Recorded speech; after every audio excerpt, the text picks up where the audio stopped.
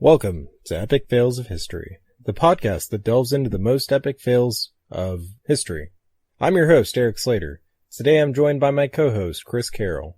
Hey, hey. Today's episode, Florida Fails. Now I am become death, the destroyer of worlds. The only thing we have to fear is fear itself.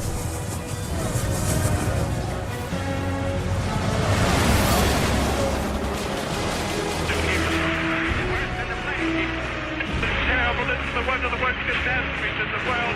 Still it's called the humanity. We had a problem again. Well, when the president does it, that means that it is not illegal. Epic fails. And so I cried sometimes when I'm lying in bed just to get it out what's in my head. And I need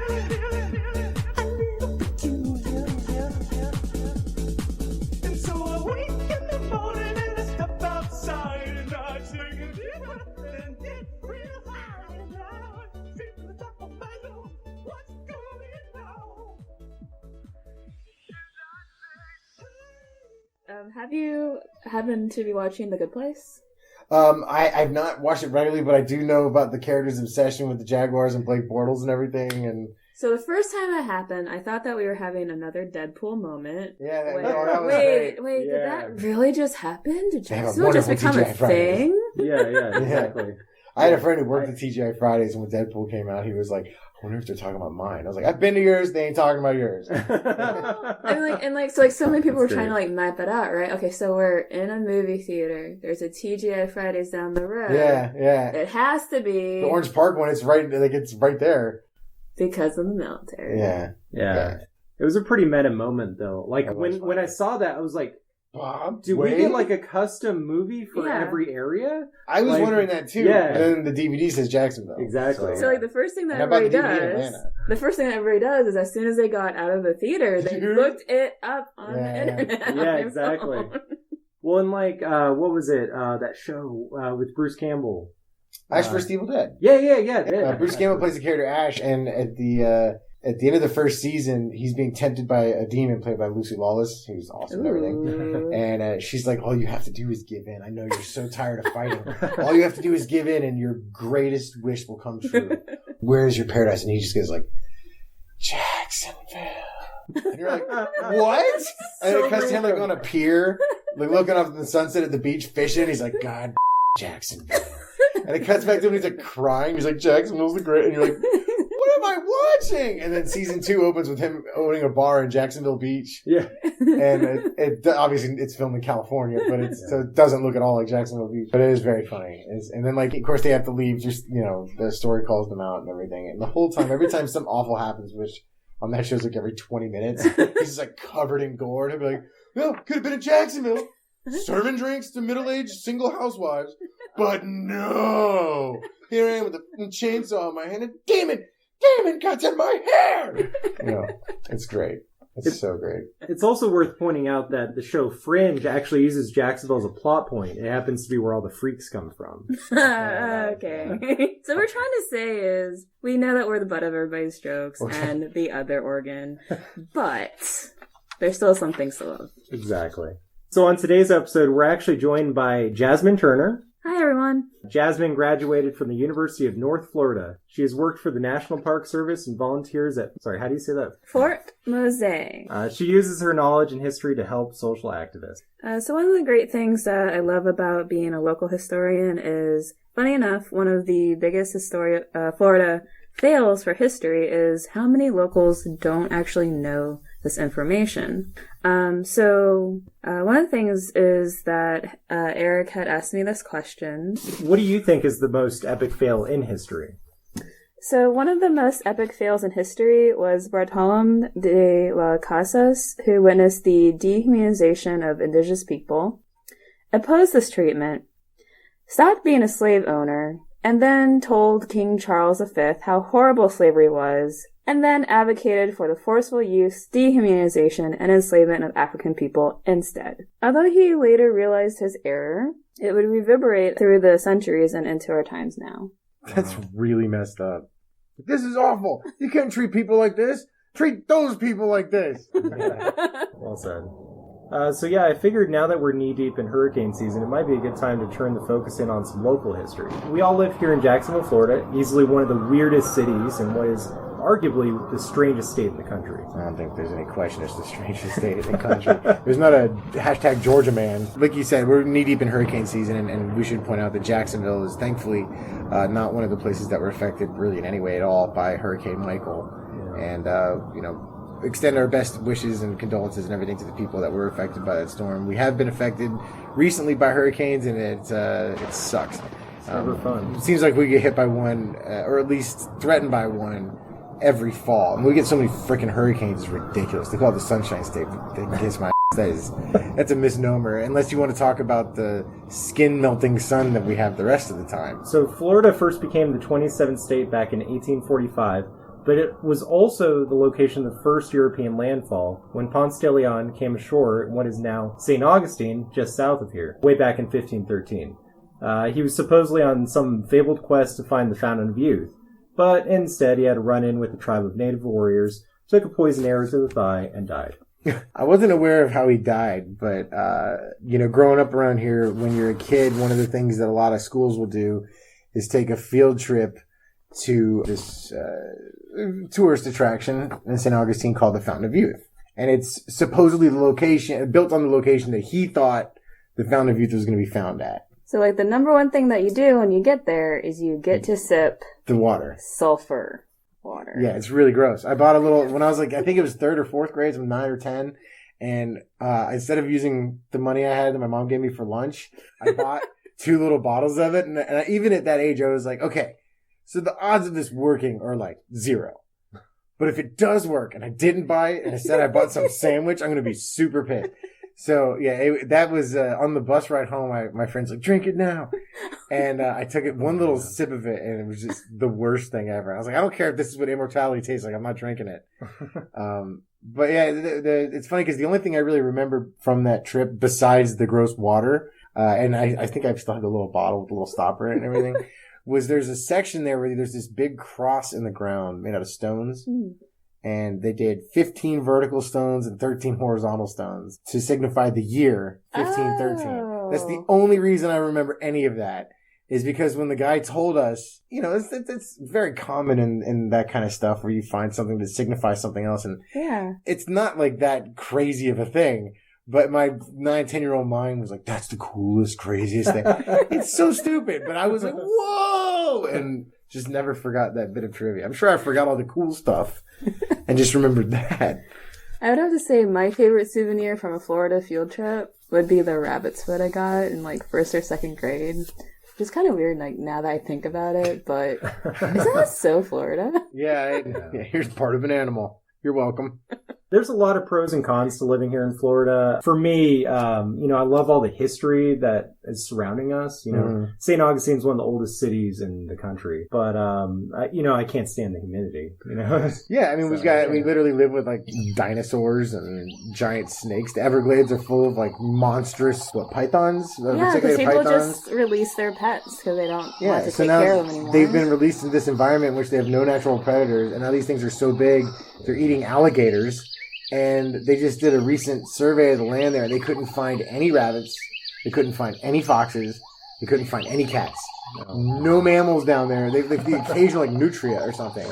But the population of basically every other animal besides these mammoth snakes has been decimated. So now if you're like lost in the woods in Florida, there's a fairly decent chance if you're in the bottom 10% of the state that you're going to get eaten by like an anaconda-sized snake. We can also talk about the things that we end up eating ourselves, being Floridians. A couple of months ago, one of our dear friends, and she'll know who she is, was at Whole Foods and ended up getting wild-caught lionfish. Ugh. Shout out to the person who knows who they are. So, yeah, Florida's got a lot of interesting history. It is just chock full of utter failure at every turn.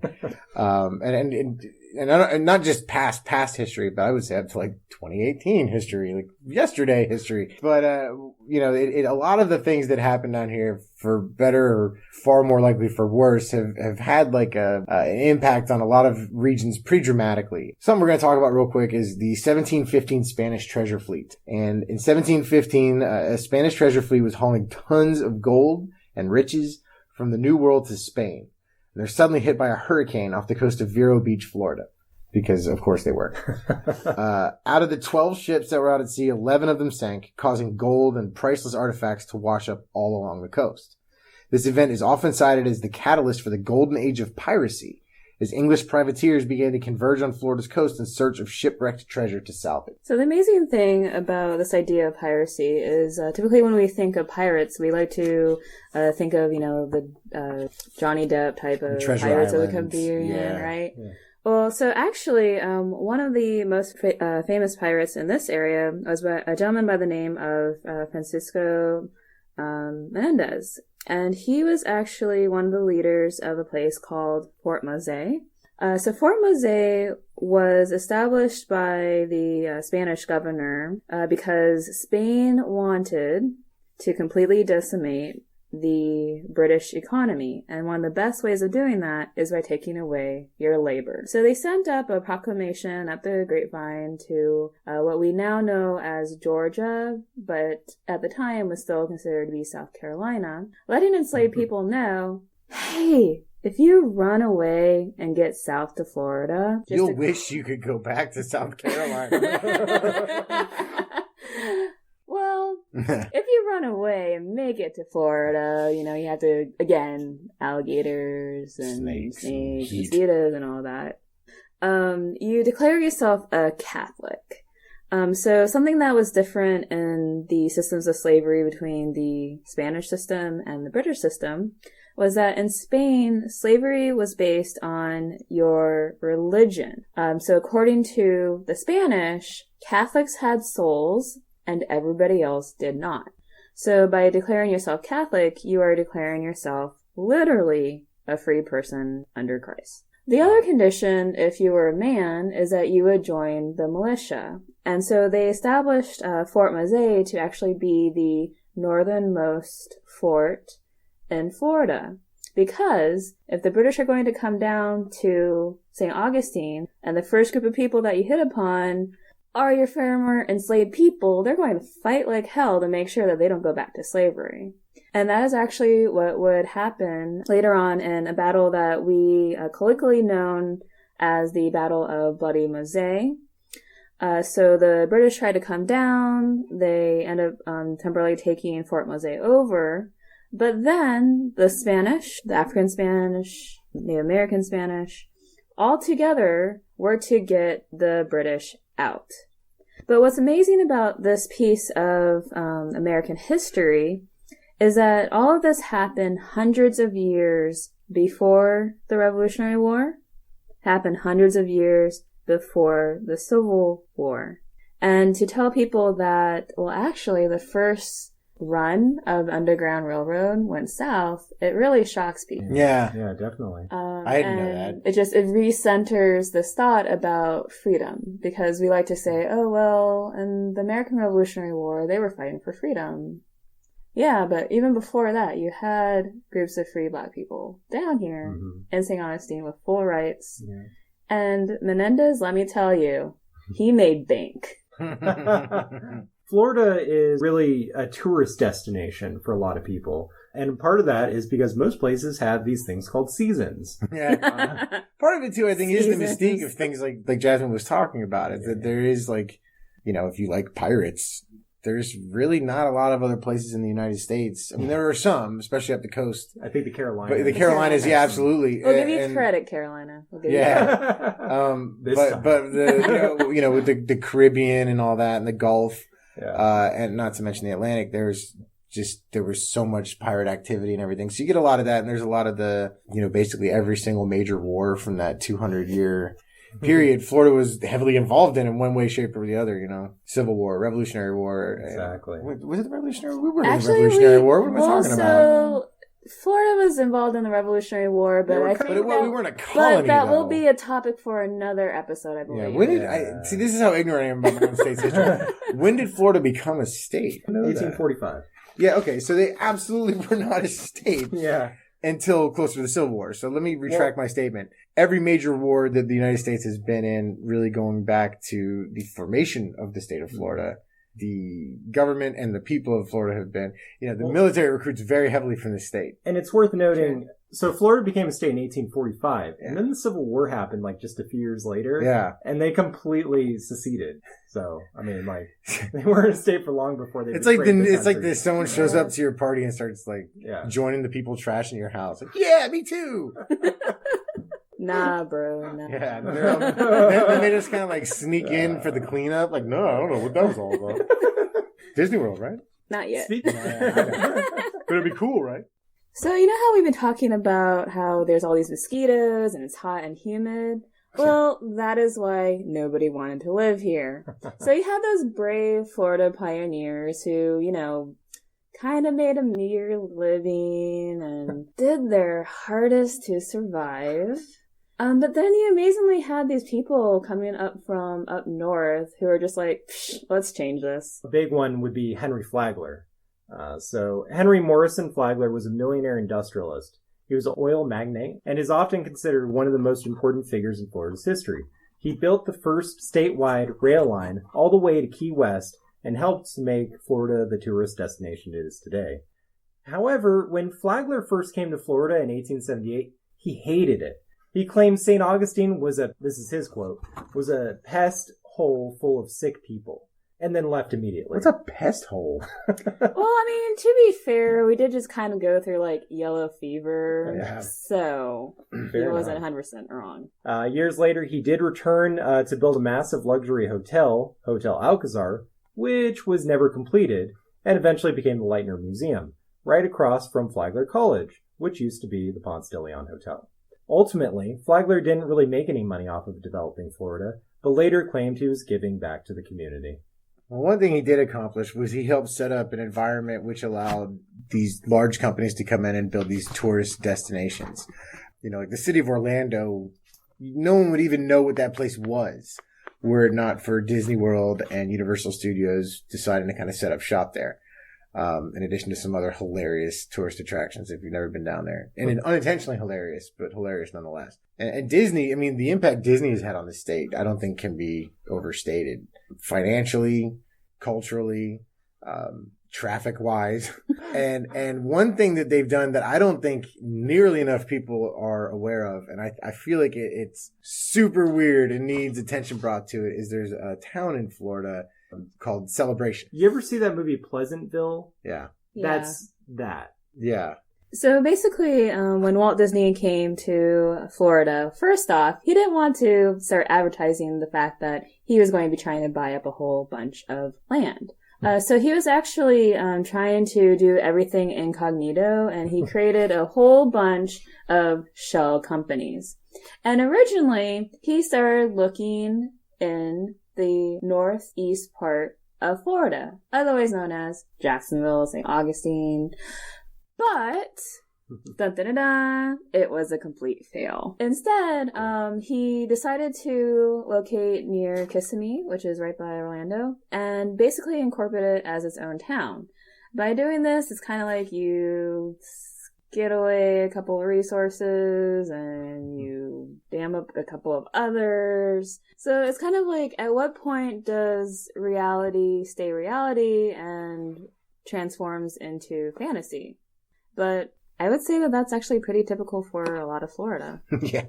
All right. So, speaking of fantasies, this sounds like it is imaginary.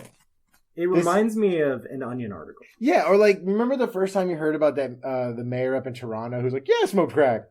Totally smoke crack. And you're like, that can't be real, right? Anyway, listen to my edicts on government. And you're like, come on.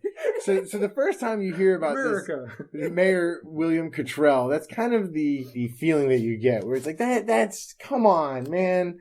But, all right, so let me set the stage a little bit. It's back 1890. We're at Cedar Key, and President Benjamin Harrison sends the U.S. Navy in to depose Mayor William Cottrell for a number of drunken revelries and violent incidents as mayor.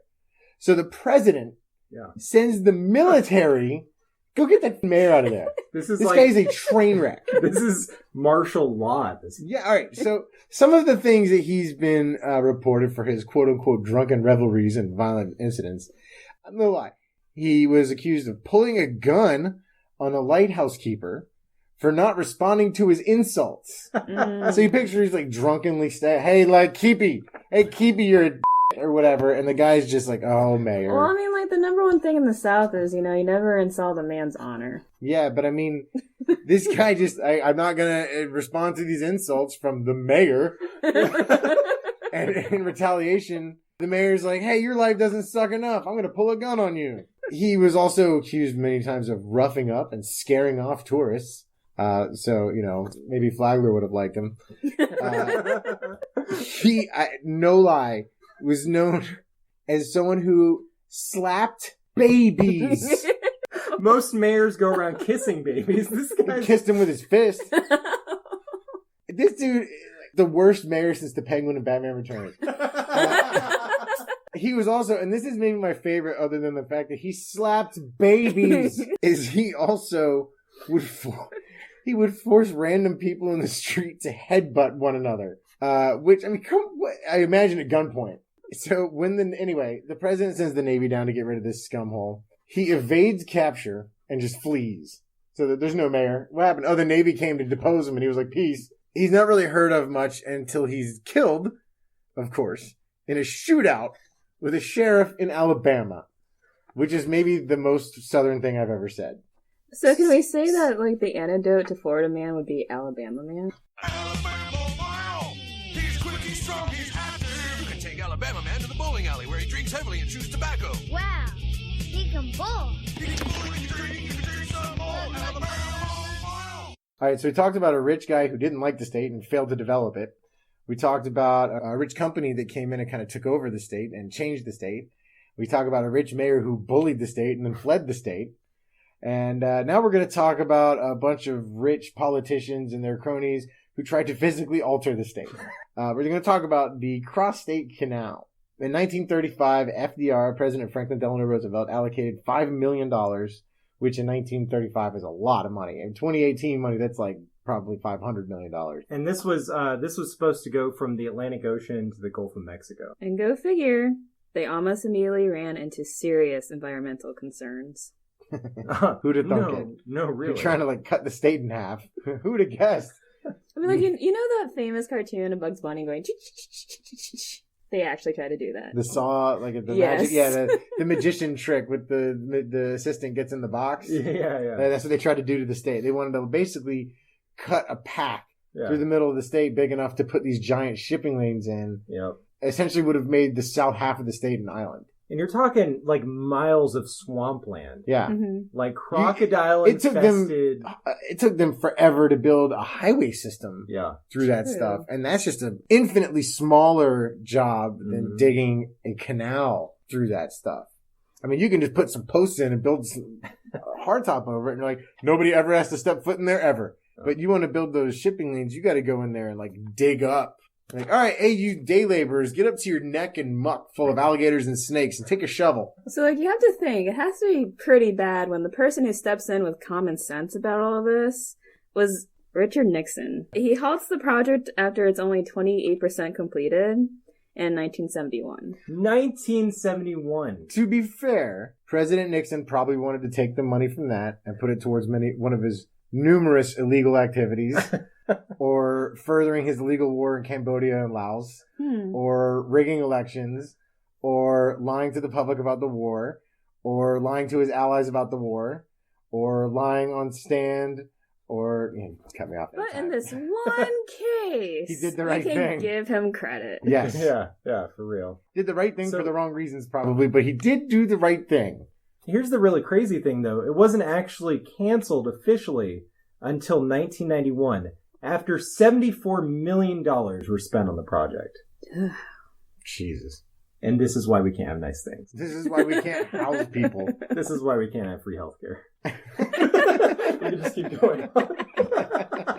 So one thing when I'm trying to explain the state of Florida to people who don't live in the state of Florida is that, did you know, when you cross into the Florida line from Georgia, you see all those palm trees and, they're just so beautiful, but they're not actually our native palm trees. What they do is they go all the way down to Miami, they dig them up, and then they ship them up north and replant them. What would be more accurate if instead of doing all these palm trees is if we actually just took a whole bunch of Spanish moss and just kind of like fluffed it up and stapled it to the signs, because that would be more accurate as to our actual natural environment. But I will say there is one thing about using Spanish moss that you have to be careful about. It's very flammable. For people who don't know what Spanish moss is, if you're not from Florida, if you are, you know what it is. But if you're not from Florida, if you ever see movies set in like the Old South, like the example I like to use is Forrest Gump. Remember at Forrest Gump's house, the big trees they had, and there was all that gray, stringy stuff hanging from the trees? That's Spanish moss. And it's everywhere. And it's like this, it's like a fungus, I guess, or an algae. It's a fungus, but it's like, it looks like nature's silly string. And it is like, like I mentioned, it's very flammable. In fact, it's somewhat responsible, at least indirectly, for the largest fire in the history of Florida. And in fact, the third largest fire in the history of the United States, right behind Chicago and San Francisco. This was a fire that destroyed most of the city. This is almost unheard of. 2,368 structures were destroyed. So it all started at the Cleveland Fiber Factory, where a few sparks from a nearby chimney blew into some dried out Spanish moss while the workers were at lunch. Within minutes, the entire factory was set ablaze and quickly spread to the nearby buildings. In just 8 hours, 146 city blocks were destroyed, leaving 10,000 people homeless. Luckily, only 7 people were lost. So, the most infuriating part of this whole thing, despite the fact that most of the city burned down, thousands of people lost their homes, few people lost their lives, sadly, the fire department, rather than doing their best to put out as much of these fires as they could and save the most real estate they possibly could, which is supposed to be what they're there for. Yeah. Keep in mind, this is 1901. It's a volunteer fire department, and they probably all work for the rich people in town. But rather than trying to save an entire neighborhood of a lower class neighborhood, primarily African American neighborhood, the whole fire department basically prioritized this one rich guy's property. So this one dude's like, oh, my China, or whatever. And you've got like the whole fire department trying to put out this dude's house. Meanwhile, the city's burning. And, he's like, oh, my money. What can you say? Priorities. Yeah, I mean, that's a very Florida thing, too. Every state, I'm sure, in every country, in every city, there's some levels of corruption in the government. It's kind of something Florida's famous for, along with maybe like California, Louisiana, and a few others. We've had some insanely corrupt politicians. And a lot of special interest groups and developers and oil companies have a lot to do with the policies set in this state. And a state that has arguably one of the best natural environments, and, with the beach and the Everglades and all the springs and swamps and all this stuff. We have forests. Yeah. We've got a huge variety of nature and wildlife and everything like that. But we're probably one of the worst states when it comes to preserving what we have. Mm-hmm.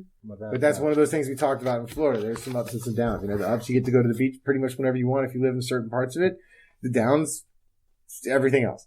Well, so I have to ask you, with this idea of trying to preserve the environment, one of the reasons why the environmental movement in America actually got traction was because people, believe it or not, were going down to the Everglades, killing a whole bunch of birds, just to stick the feathers in their hats. Yeah, that doesn't surprise me. Look at our track record down here. It's not the most, we've got SeaWorld and dozens of places like that all over the state. And then you also have to think about the flip side of that, because the economic reality was that for many people, particularly the Seminole, who, they knew this land, they were close to this land, but one of the few avenues that was open to them was doing these touristy, gimmicky things, like wrestling the alligators. Dressing up in the headdresses and the face paint and looking like a Hollywood Native American, or like an Indian in that case, rather than what they would actually wear, which would be like maybe deerskin pants and a shirt,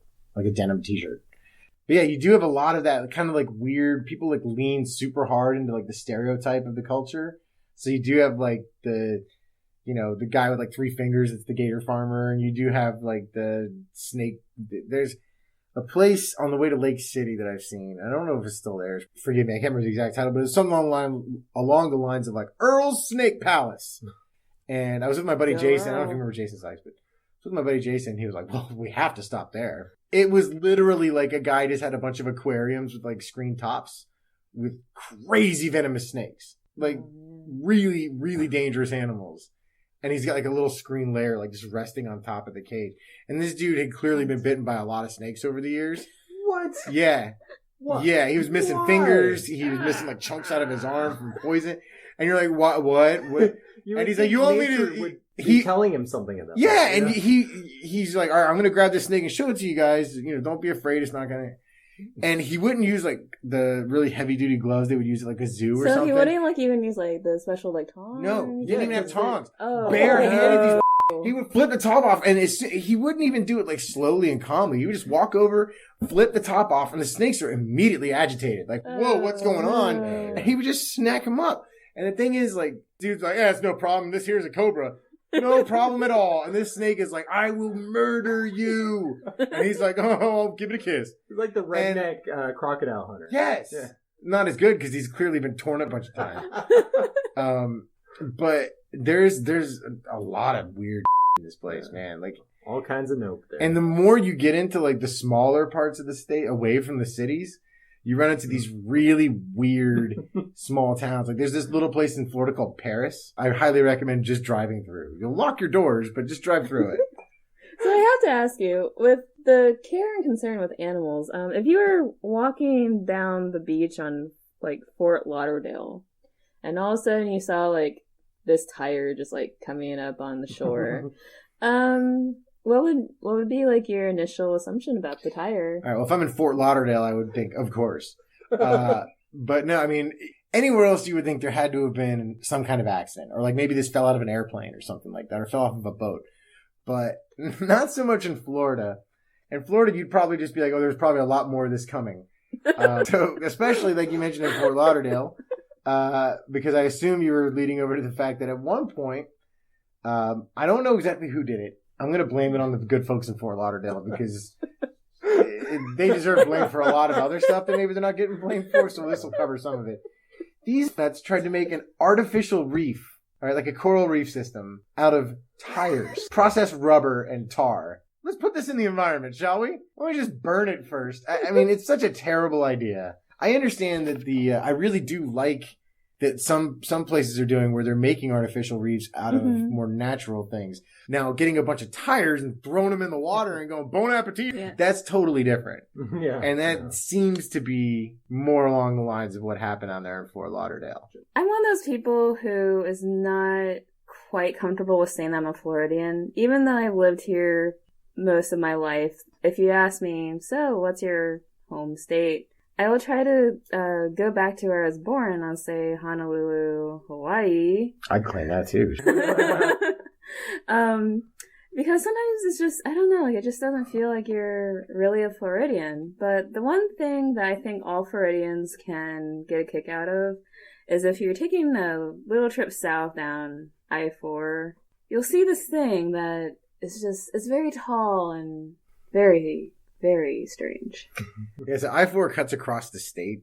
It's if you're going from Northeast Florida to say Orlando, take 95 south over to I-4. And there's this famous landmark out there that's kind of colloquially called the I-4 eyesore. And it's out in Seminole County, and it's this building that, despite being under construction for 16 years, has never been completed. And it really does stand out. Like, I mean, if you've ever been in that stretch of I-4, you know exactly what it looks like. Hasn't changed in at least 2 years. It looks exactly the same as it did then. So we actually have a Turner family tradition where if we're going to Orlando, we like to play the I-4 eyesore game. And the game goes like this. You think of a list of the things that building is secretly hiding. So our challenge to... That's amazing. Our challenge to our listeners especially if you're from the state of Florida, is This to is good. play this Eye for Eyesore game and let us know, what do you think they're secretly hiding in there? What do you guys think is in there? The Ark of the Covenant. The Ark of the Covenant. Oh. So we've always assumed that it's like some kind of government secret agency, like something like that's like Like the really DEO good. or the BPRD. or like Men in Black. I'm gonna say it's like Like yeah, Men in Black. I'm gonna say Corey Feldman's career in there. Oh! Shots fired. That's my actual answer.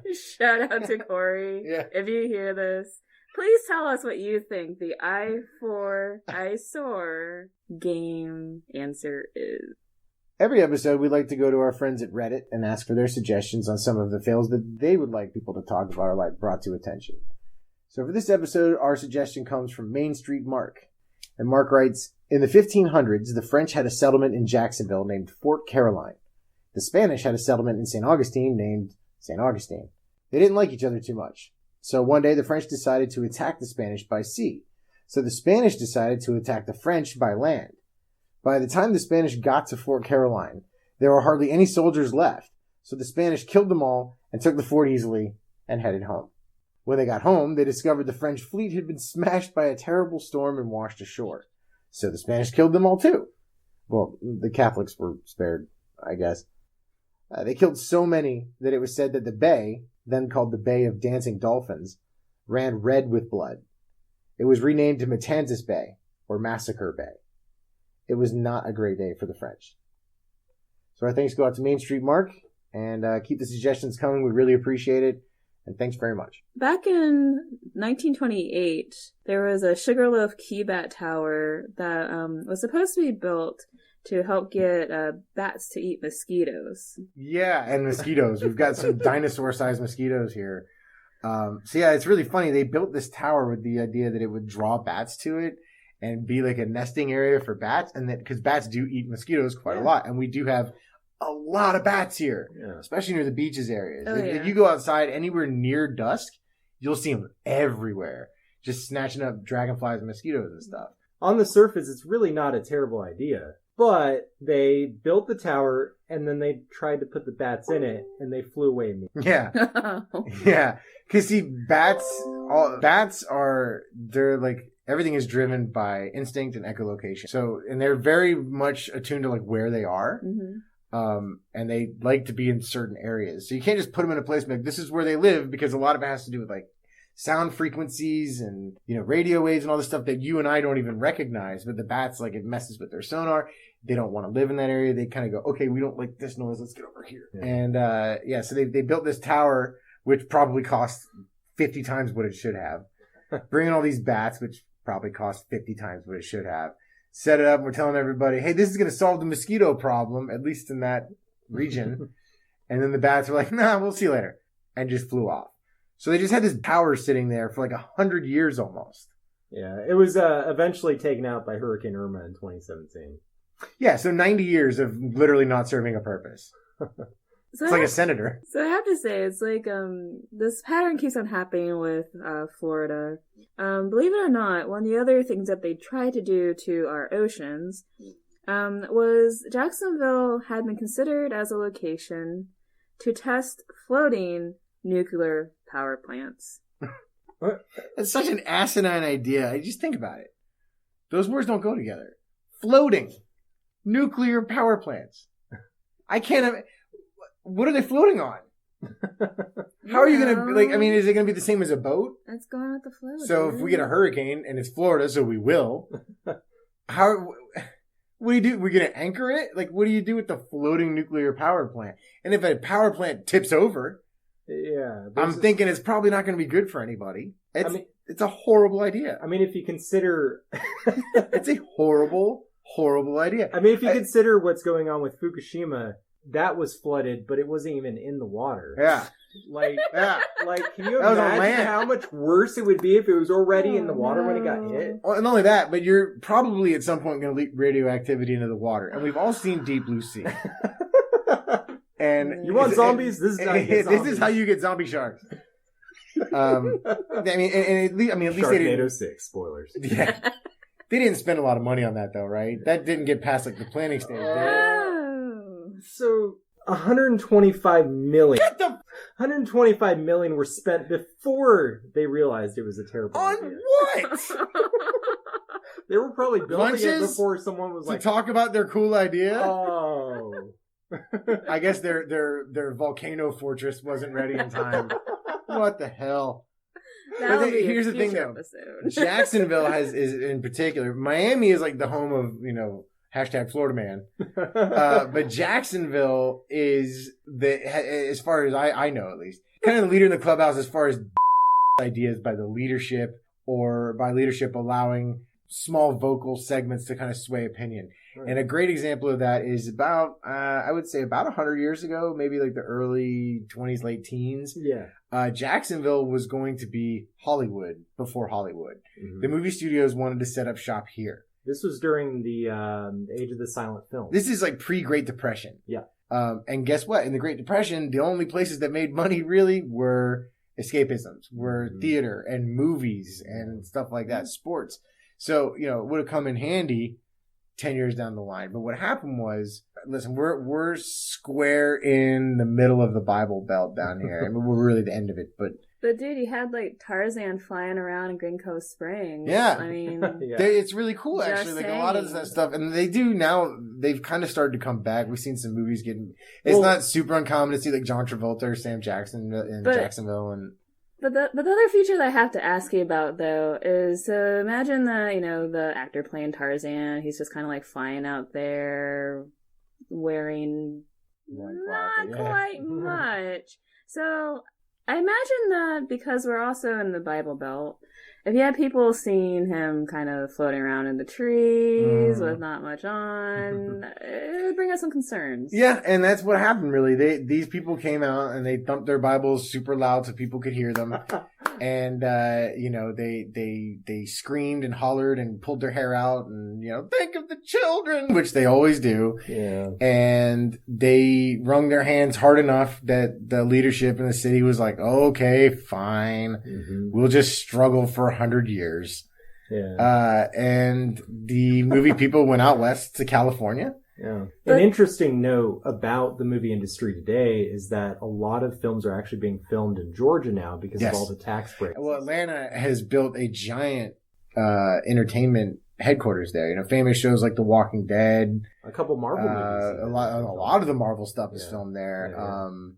The Family Feud is filmed in Atlanta, Mhm. which I have this weird obsession with. I can't stop watching Steve Harvey react to people like, what the hell did you just... Yeah, it's just weird. Like in Vancouver has also built a very large film-based. New York, of course. For sure. And then there's Jacksonville, which, like I mentioned briefly, kind of occasionally we'll get these Yeah. bigger budget Hollywood movies. I wouldn't even say bigger budget. Mid-range, Sure.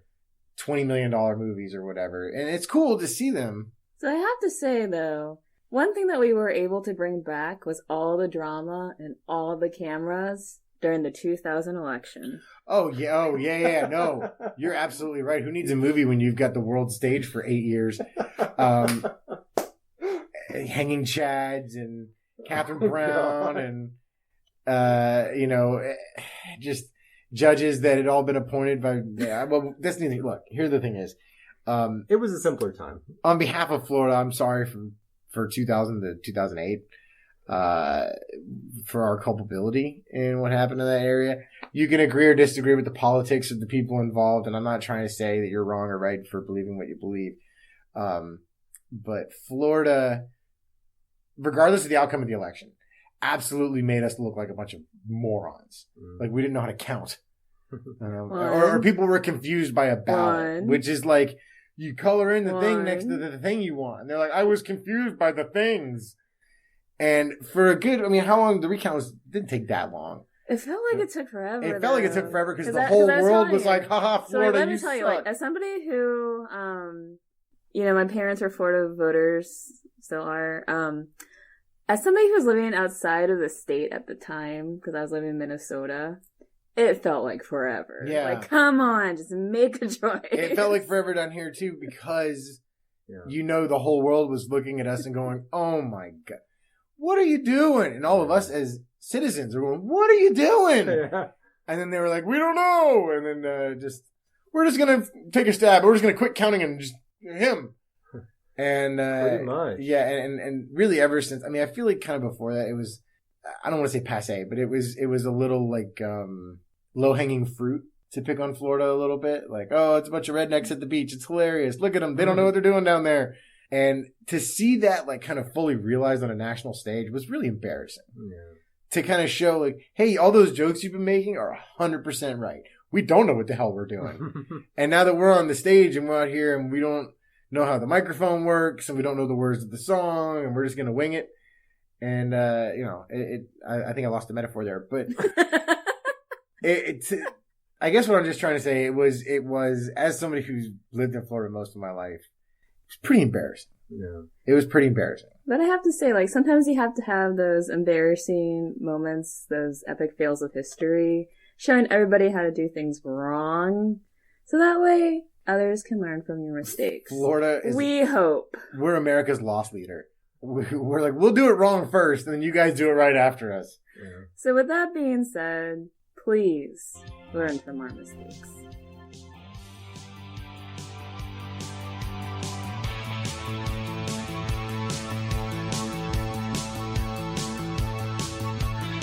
I walk along the avenue. I never thought I'd meet a girl like you. Meet a girl like you. With auburn hair and tawny eyes. The kind of eyes that hypnotize me through. You hypnotize me through. And I ran so far away. I just ran all night and day. I couldn't get away. So the plug that I like to give and shout out to is the Fort Mose Historical Society. So believe it or not, one of the things that we are actually trying to do is we're trying to build a recreation of the fort. And if you visit www.fortmose.org, you'll see more details about the project that we're trying to finish. Go check it out. It sounds really cool, and it's something that deserves people's support. We appreciate all you do for the community, too. Yeah, it's really cool. I mean, we don't get to talk to a lot of people that actually do something positive for their community. So it is very cool. It is very cool. To actually see somebody put their money where their mouth is a little humbling, to be honest with you, since I'm like not doing that. It's a little bit different, though, when the money that you put in your mouth is your student loans. Yeah. Yeah. This pretend money that I will have to pay back at some point. Jasmine, thank you so much for joining us. You're great. We really appreciate it. Yeah, definitely.